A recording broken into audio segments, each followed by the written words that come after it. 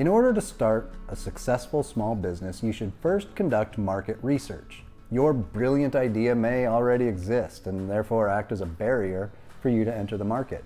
If you still feel you have a good opportunity after you do some research, you'll need to create a business plan. Next, you'll need to procure funding for the business. You can either provide funding yourself, obtain a small business loan, reach out to friends and family, or look into crowdfunding online. After funding is secured, you'll need to decide on a location for your business. A home office in a garage or basement can help fulfill this function until you're comfortable finding a separate office location.